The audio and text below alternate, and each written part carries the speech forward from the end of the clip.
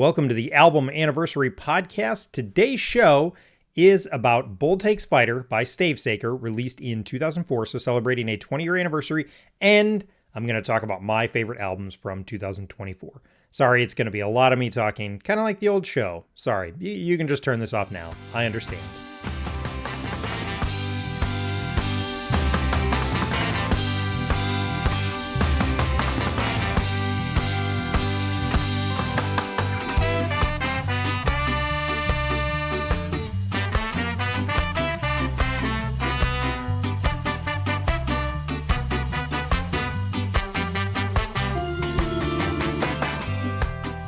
I'm your host, Caleb, or Caleb the Spy, on Twitter and Instagram, and every day on those social media sites, I post about what I call album anniversaries. So, on the Album Anniversary Podcast, we take a chance to deep dive maybe is not the right word. We take a chance to look at and celebrate an album that is celebrating an anniversary. So just like this, Bold Takes Fighter is celebrating a 20-year anniversary. I'm going to just talk about that album pretty briefly, but that's kind of what we do on the show to celebrate these albums on the anniversary of their release date. Albums on the show do often focus on alternative rock, punk, or my strange obsession with ska. In the 90s, I was super into the Christian music scene, so that comes up often on the show. In fact, it's been what the majority of the show has been about for a while. So again, like I said, today I'm going to talk about Bold Takes Fighter by Stavesacre. I'm going to be super brief about it. I'm not going to go crazy in depth. It's just a 4-song EP. And then I'm also just going to briefly talk about my favorite albums from the year. It was kind of a strange year for music for me, but we'll break it down and I'll give you some of my favorites from the year.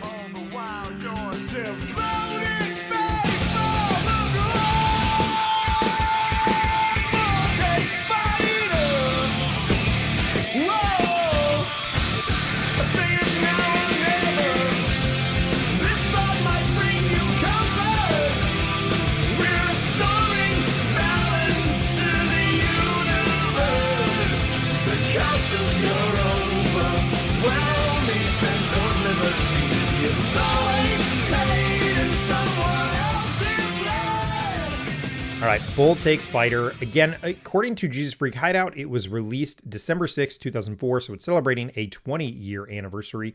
And I really did want to talk about Speakeasy, which is celebrating a 25-year anniversary, but it just didn't work out. In the end, actually having Brock and Josh join the show to talk about Starflyer 59 was a huge blessing to me.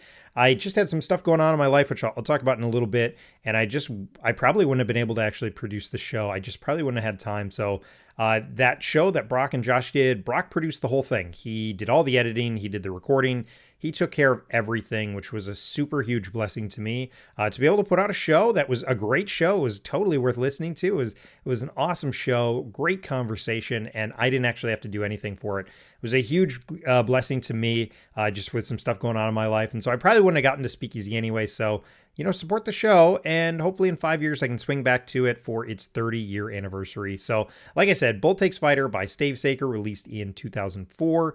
Per Jesus Freak Hideout, again, December 6th. So that's why I'm releasing this on this date.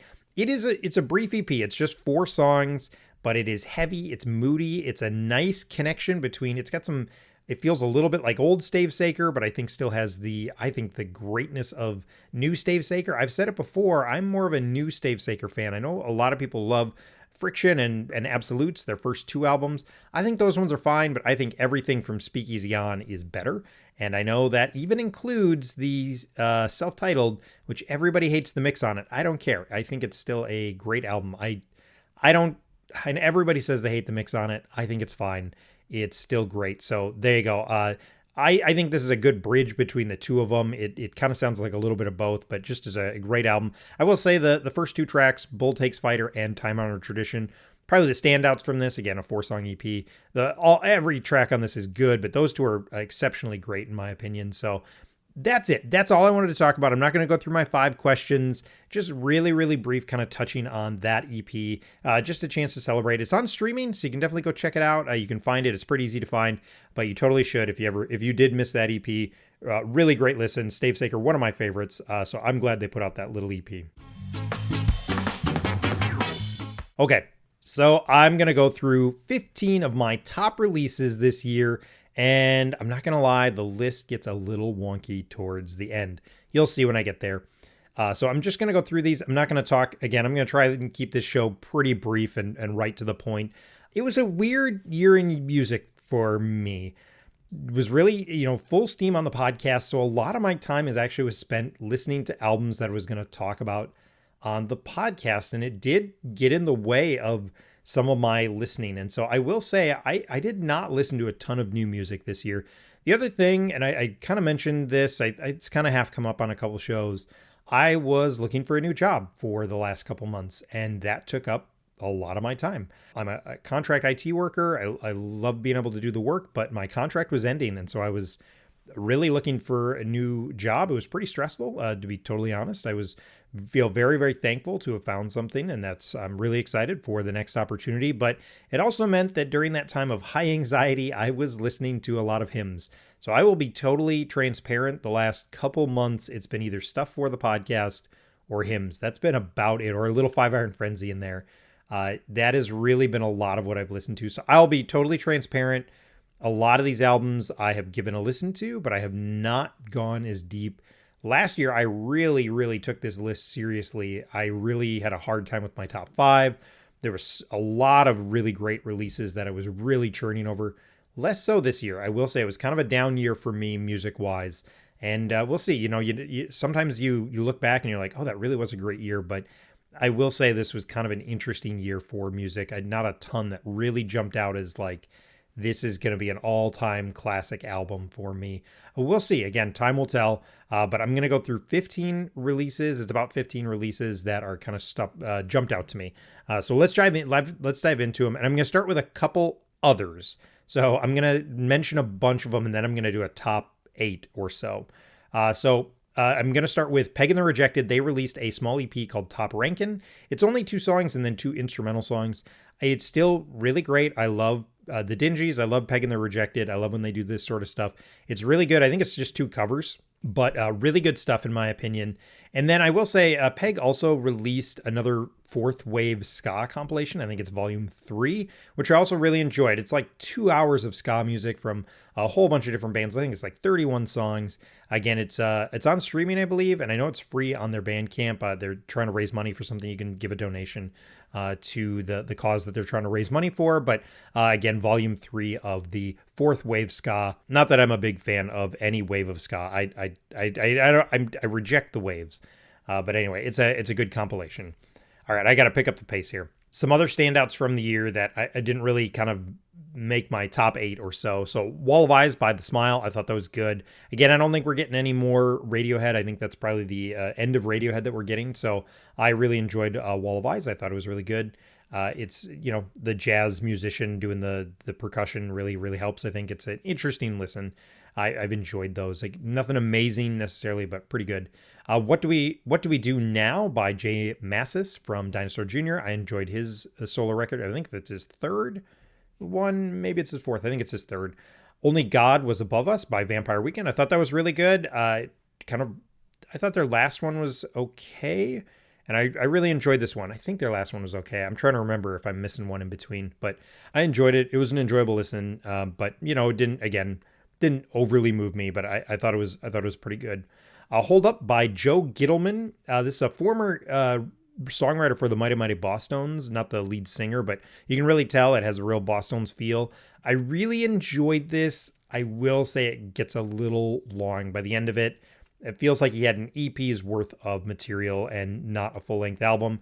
It was enjoyable to listen to, but again, I would have been okay if it would have cut out some of the back half of it. And I think it would have been a little stronger. But again, it was an enjoyable listen. And then the last kind of honorable mention that I want to mention is Saviors by Green Day. The best Green Day album in a while, in my opinion, but it wasn't overly amazing. I thought it was just okay. It was good. Probably good is better than describing it as okay, but it didn't blow me away. Again, a little bit of a return to form, in my opinion. Definitely better than the last one they put out, which was just not good at all. So I was happy to see it. It was enjoyable. Saviors by Green Day, kind of makes my list of honorable mentions that from the year. All right, let's dive into my top 8.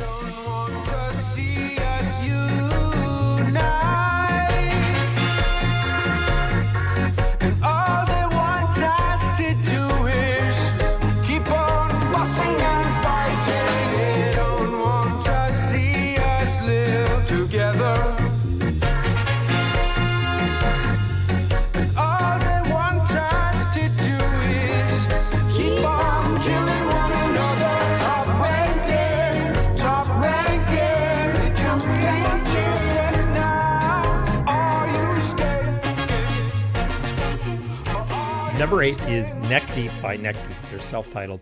Look, it's been 9 years since they released Life's Not Out to Get You, which is amazing. It's a 5-star album. It's no skip. Nothing they've ever done, in my opinion, has been as good as that. But this might be the closest they've done in a while.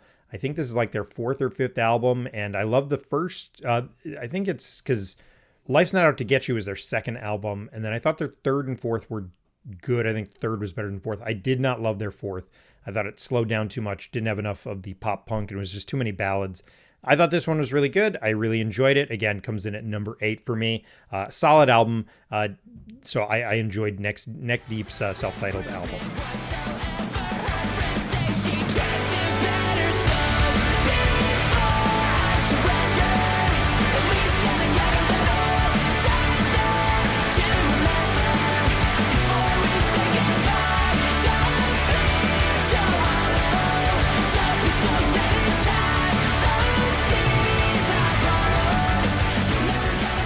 Feral by Omnigon comes in at number 7 for me, and I'll be honest, I was actually a little disappointed with this. It's still great, obviously comes in at number 7. It just didn't grab me as much as some of their other albums have.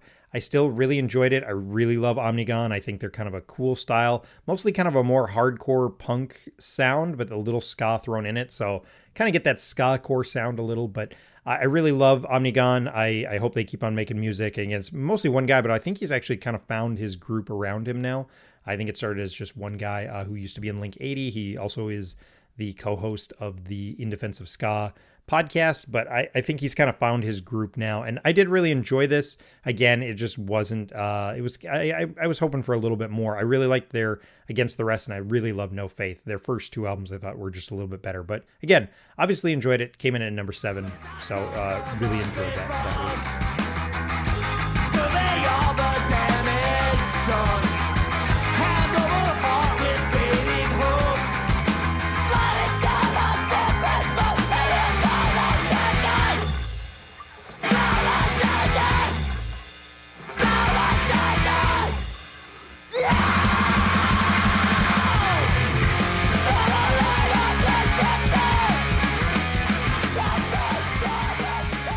Number 6 is by the Decemberists. As it ever was, so it will be again. And I really enjoyed this. Now, I've probably not given it as deep a dive listen as I should, but I really enjoyed this. To me, it felt, I liked their last one that had a little, kind of played with some more electric stuff here and there. I thought it was good. It was super enjoyable to listen to, but I like that this kind of felt a little bit more like Return of the King to me in a little bit. And I like it when they kind of really lean into the Americana. I think that's, again, The King is Dead. Maybe I said the wrong title there. The King is Dead is my favorite Decemberist album. I think it's fantastic. I like their other stuff too, but I really love The King is Dead. So I like how this kind of leaned into that a little bit. It just had a more of that feel. I don't know. It felt that kind of artsy folk rock thing that they have going on, a little bit of the Americana. I really enjoyed this. Again, number 6. I was super excited to get it. Again, I probably have not given it as deep a listen as I should, but when I was listening to it, I really dug it. So there you go. As It Ever Was, So It Will Be Again by the Decemberists comes in at number 6.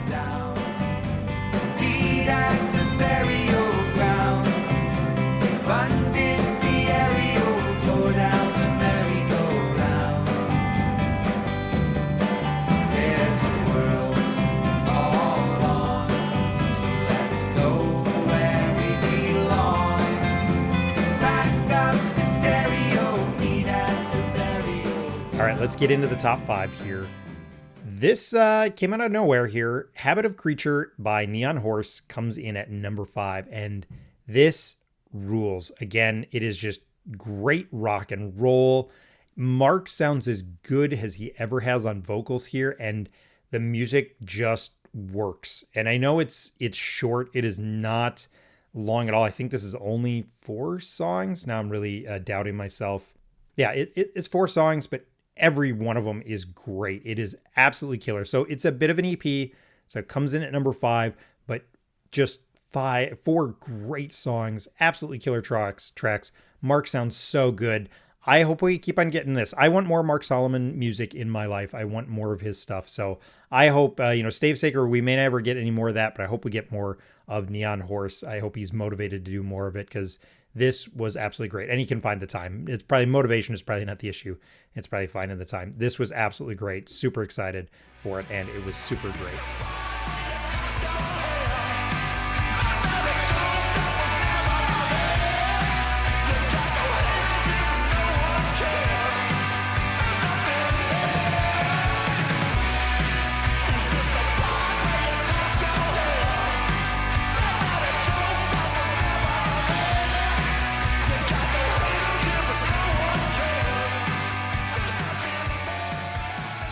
Number 4, Lust for Gold by Starflyer 59.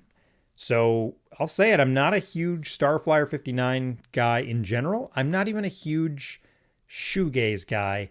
This is 8 tracks that absolutely rock. It leans into the shoegaze quite a bit, I think, and it's great. I think this is absolutely great. Again, I like Starflyer, but I'm not like a huge obsessed with Starflyer guy like a lot of people are. In a lot of ways, I would kind of consider myself a bit of a novice when it comes to Starflyer 59. I think there's some people who are just super, super into them. I know there are people that are super, super into them, but this was great. Absolutely a super enjoyable listen. Very intriguing, very kind of, it draws you in. I think it's just a great sound. It works all the way through. Again, not even being a huge Starflyer guy, I was just blown away by this. I thought it was absolutely great. At one point, it was sitting at number 3 on my list, but I had to move it down to number 4. So yeah, there you go. Lust for Gold by Starflyer 59 comes in at number 4 for me.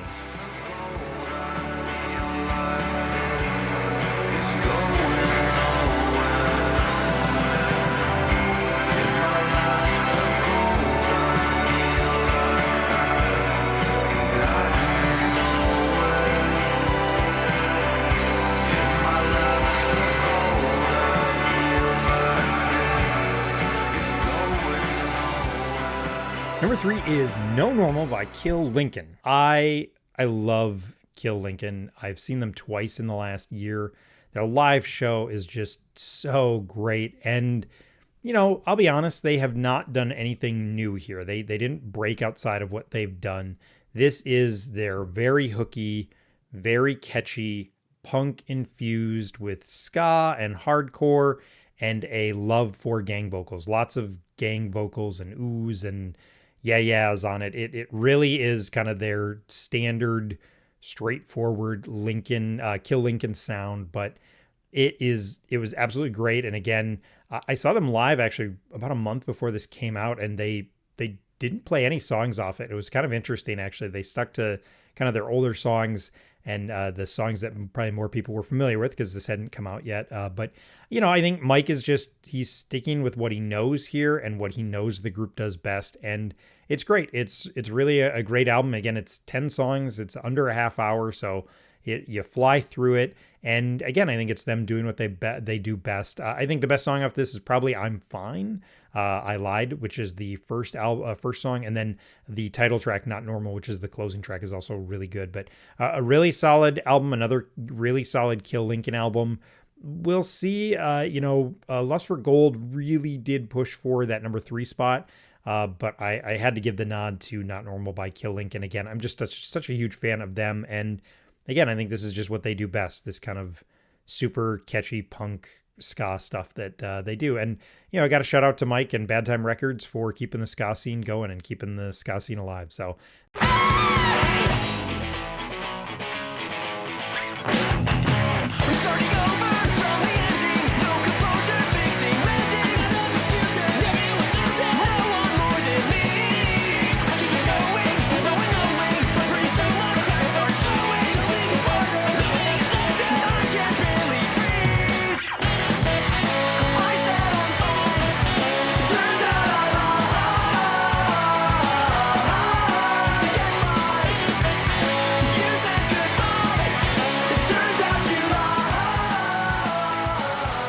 number 2 was Santa Cruz by Pedro the Lion.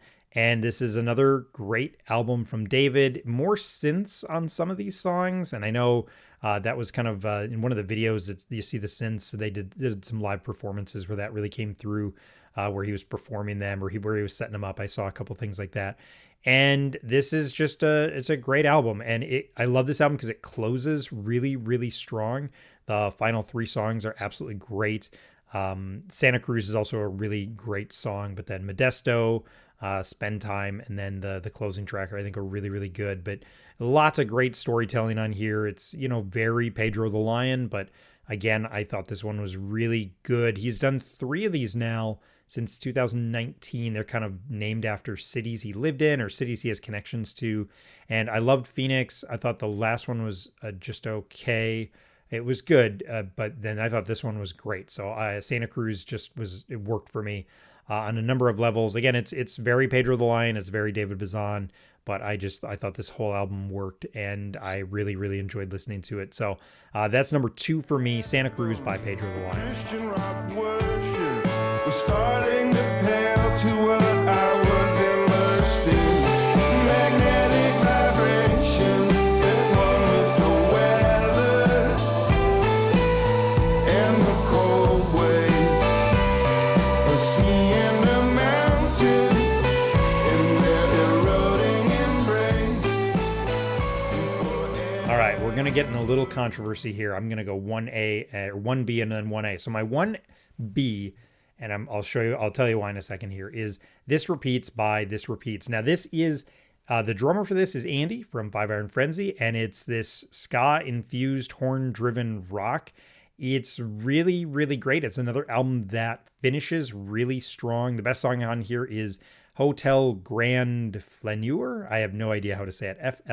Flaneur. I think it's the last track or the second to last track. This album is great. It's, my love for ska is going to come through here, but I really, really enjoyed this. I was part of the Kickstarter to kickstart it, and it did not disappoint in my opinion. I think this is a great album. I was super excited to get it, and it was the album I listened to the most this year, which doesn't necessarily mean it was my favorite, but that's a pretty good judge of it. So definitely the album I listened to the most this year, and this is great. This Repeats by This Repeats. I totally would encourage you to go check it out. It's pretty straight to the forward. It's right to the point, but I really love this. I'm glad Andy did this with the lead singer, who I can't remember his name right now. I should have written it down. I'm bad at this. But I really love this album, and so that was my favorite album from this year. But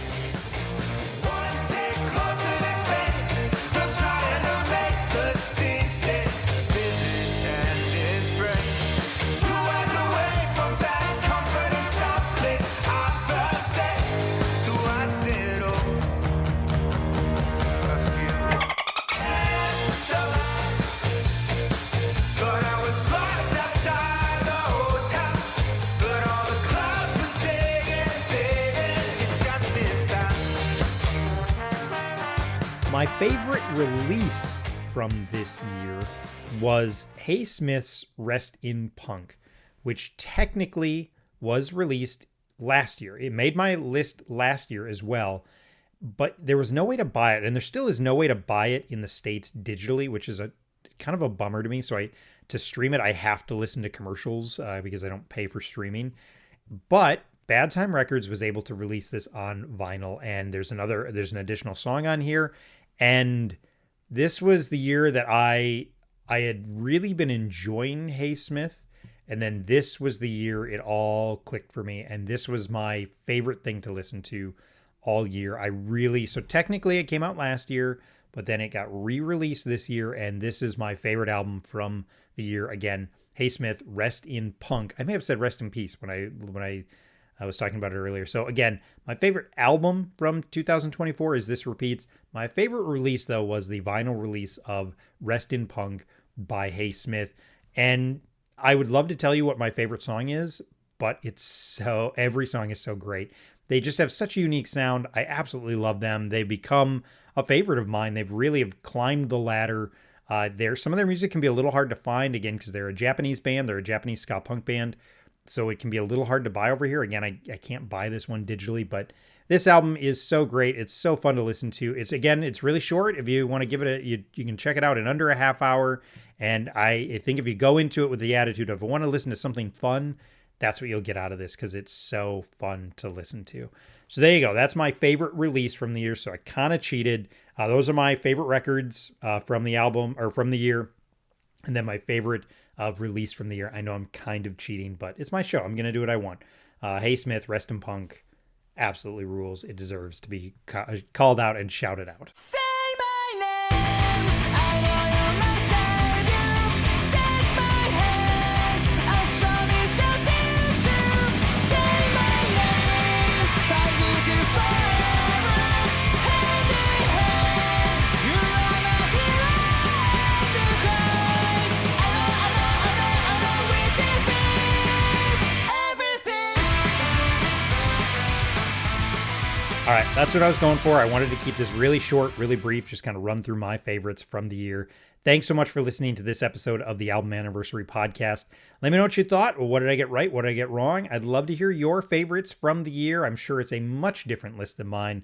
Again, it was a strange year for me when it came to music listening. I'm not sure what 2025 will look like, but a strange year for me. Hopefully there was at least some things there that I called out that you were interested in hearing about, or maybe you haven't checked out, and so it's a good chance to go check those out. You can find me on Twitter at Caleb the Spy, no spaces. I'm also on Instagram, Caleb the Spy with underscores in between the words, and you can email me at calebthespypodcast@gmail.com, no spaces or underscores. If there are albums that should be on my calendar, please let me know. If they're worth celebrating, I'll try and get them added. If you want to join the show, I'm already planning for 2025 again. There's two album anniversary podcasts left for 2024 that I'm trying to put out, and then I'm already working on 2025. If you want to be on the show, I've already started planning. I've been throwing out albums that I want to do shows on, and if people respond and say, hey, I'd love to talk about that album, that's what we do. We get together, we try and make it work. So I'm trying to look ahead and get those thrown out there. March is going to be crazy. I will say I am not going to. I did a couple times this year where I put out like 3 shows in like 7 days. I'm not doing that. I really am going to be a little more picky. I'm only going to do a show a week or less.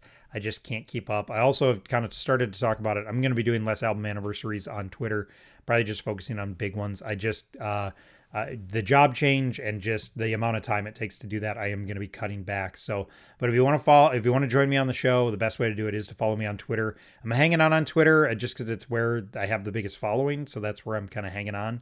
I'm checking out Blue Sky. I'm checking out Instagram, but that's where I get the most engagement is on Twitter. So it's probably where I am hanging on for the time being. I also will post some of this stuff on Facebook if I'm looking for people to guest on the show. Probably should start doing that more and try and cultivate that audience in a couple other places. Just see if I can get that engagement. But there you go. Please subscribe and share the podcast. Leave a rating or review. I have heard it's an effective way to spread the word about podcasts. If you do enjoy this show, you might also enjoy the other show I do with my friend Scott. It's called I Survived Youth Group in the 90s, and it's not just a podcast where we reminisce about our youth and our youth group experience, but we're trying to interview fellow 90s youth group kids and some from the 2000s and kind of just hear where they're at today. Whether they're still at the church they were raised at or they've left the faith entirely, we want to hear about that youth group experience, how it's impacted their lives, and just hear their story. We just want to hear kind of where you're at and how your life has changed or how it's the same. I'm sure it's not totally the same, but that's what we do on that podcast. So please check that one out. Again, it's called I Survived Youth Group in the 90s. The music at the beginning and the end of this show is the instrumental version of the song Sing It Out at Street Level by Peg and the Rejected. Thanks so much for listening, and we will talk to you soon.